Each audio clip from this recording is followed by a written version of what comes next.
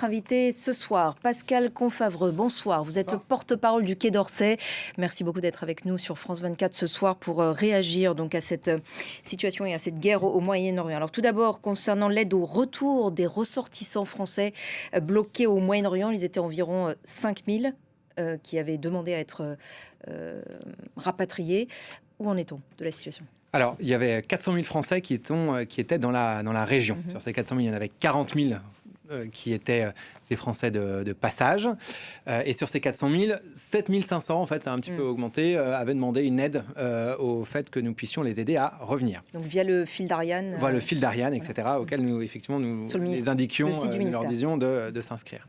Nous avons avancé sur 2 jambes. La première, ça a été pour les plus vulnérables et dans les situations les plus difficiles, d'avoir des vols facilités ou affrétés, qui étaient soit des vols militaires, soit des vols civils que nous affrétions en tant que ministère des Affaires étrangères. Il y a eu 7 vols depuis mardi dernier, il y en a encore 4 qui vont venir jusqu'à mardi prochain. Ça a permis de faire revenir 880 personnes avec un dernier vol qui est arrivé il y a quelques heures, il y a 15h30 aujourd'hui.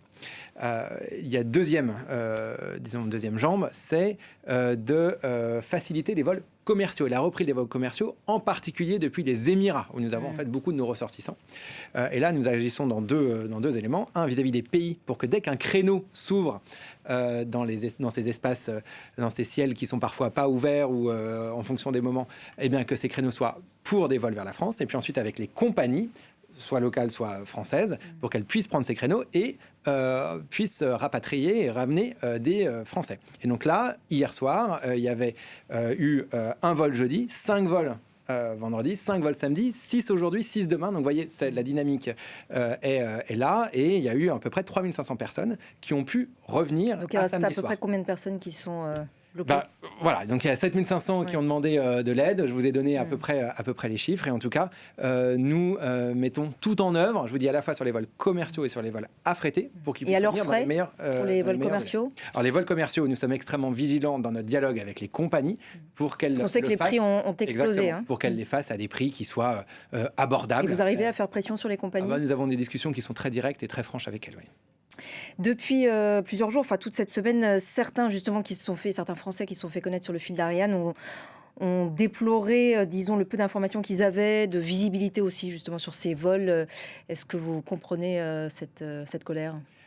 Nous comprenons la situation qu'ils vivent. Ça, je veux dire, qui ne peut pas imaginer cette situation de peur et ces ascenseurs émotionnels. Ils ont déploré le peu d'informations qu'ils avaient tout au long de la semaine. Et donc là, il y a eu un engagement total qui a été fait par nos services diplomatiques et nos postes localement dans la région, avec la mise en place aussi de ce qu'on appelle un renvoi téléphonique avec le centre de crise du Quai d'Orsay, une 50aine de répondants à ce moment-là. Donc nous avons traité 10 000 appels, 50 000 emails pour pouvoir donner le maximum d'informations en fonction aussi de ce que nous avions pour pouvoir leur permettre d'aller dans les plus brefs délais faire ces retours en France.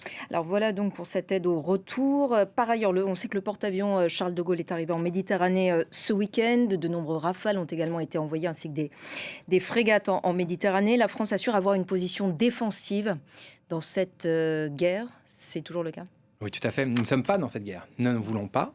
Nous avons dit qu'elle se faisait en dehors du droit international. Et donc, notre posture, c'est d'appeler à la désescalade. Et à quoi va servir du coup ce dispositif ? Alors, porte-avions, frégates, etc. Eh bien, elle est ici pour être non seulement à proximité de nos ressortissants, mais aussi à proximité de nos alliés.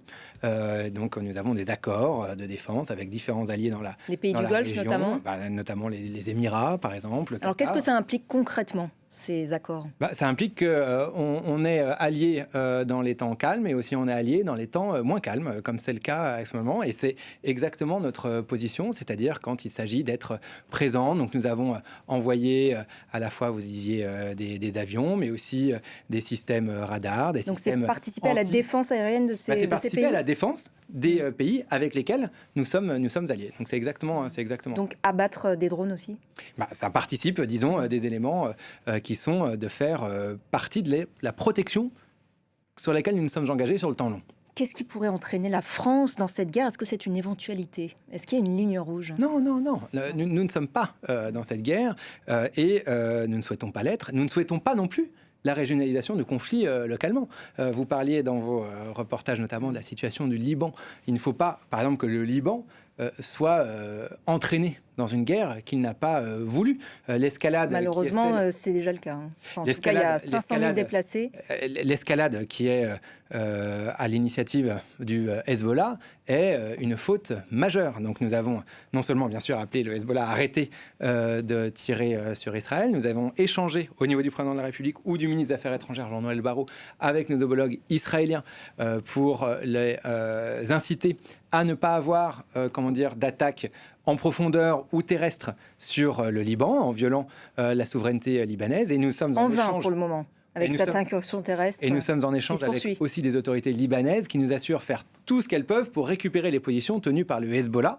Parce que ce que nous disons, à la partie israélienne, c'est que c'est dans leur avantage qu'il y ait un Liban fort qui soit souverain sur l'ensemble de son territoire et que ce ne soit pas à Israël de faire la police du sud du Liban. Donc voilà, ça c'est une position, disons, de long terme que nous avons depuis le cessez-le-feu du 27 novembre 2024. C'est une position que nous pensons être dans l'avantage du Liban, mais aussi d'Israël à long terme. Mais est-ce que vous estimez avoir été entendu, alors qu'encore une fois, le territoire libanais, notamment Beyrouth et puis le sud du pays, est pilonné, qu'il y a 500 000 déplacés? Est-ce que vous avez l'impression d'avoir été...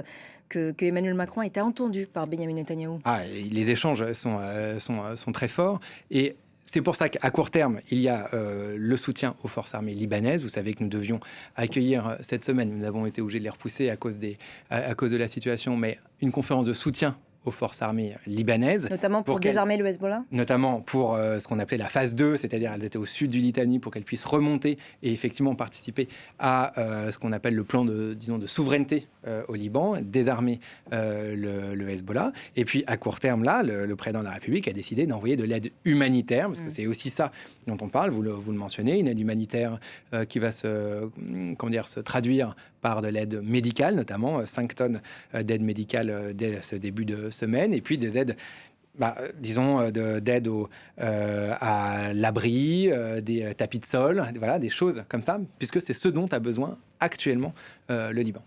Pour ce qui est des frappes maintenant israélo-américaines qui se poursuivent donc sur l'Iran, alors on sait que par ailleurs dans la riposte orchestrée par Téhéran, 2 bases françaises ont été touchées ces derniers jours. Toute la région s'embrase. Quelle est la position de la France cette fois par rapport à ces frappes israélo-américaines? Emmanuel Macron l'a dit, qui s'effectuent en dehors de tout droit international. Mais il faut déjà que l'Iran arrête ses propres frappes.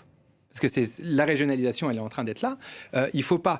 nous avons dit ce que nous pensions des frappes israélo-américaines. Elles étaient en dehors du droit international et il aurait dû y avoir une consultation dans les instances compétentes pour pouvoir, les activer. Vous savez, le droit international, c'est soit l'article 51 de la légitime défense, soit autorisation par le Conseil de sécurité des Nations Unies. Ce sont les 2 cas permis par le droit international et la Charte des Nations Unies.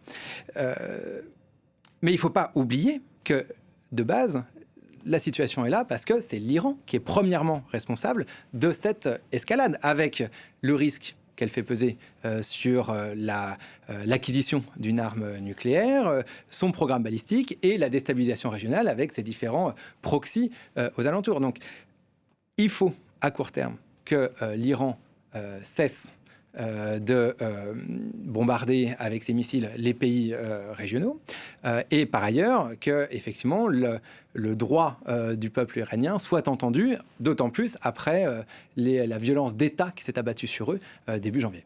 On a appris ce soir qu'Emmanuel Macron s'est donc entretenu non seulement avec Donald Trump, mais aussi avec le président iranien Massoud Pezeshkian. La France est-elle encore audible face à ce genre de leader? Je crois que vous répondez par votre question, puisqu'elle est audible, puisqu'elle leur parle et elle joue tout son rôle.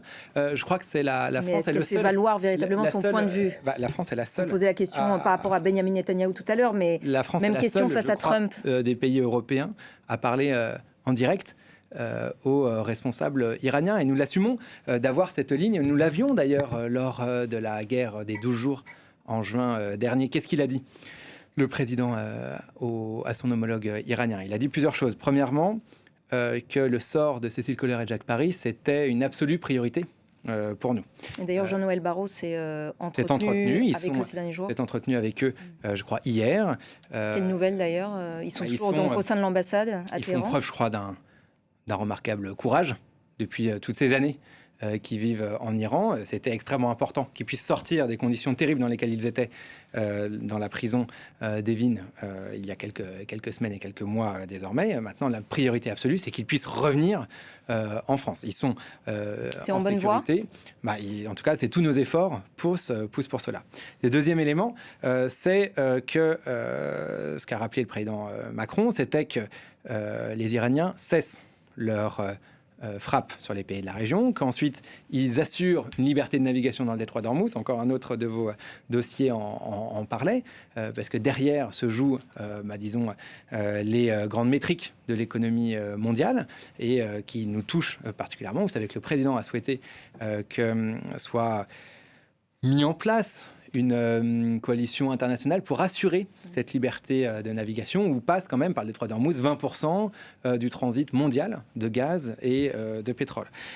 Enfin, c'était de rappeler nos positions à la fois sur le programme nucléaire, le programme balistique et la sécurité régionale. Dernière question rapide. Donald Trump a appelé à la capitulation immédiate du régime en place en Iran et entend avoir voix au chapitre sur la future direction du pays. Qu'en pense la France ? On a beaucoup de doutes sur les changements de régime imposés par l'extérieur. L'histoire récente est pleine de douloureux exemples. Et nous pensons que la solution de long terme, à la fois pour le sujet du programme nucléaire iranien, mais comme pour l'avenir des Iraniens, elle se fait par la diplomatie et par redonner la voix au peuple iranien. Merci beaucoup Pascal Confavreux d'avoir répondu à nos questions ce soir dans Au cœur de l'info.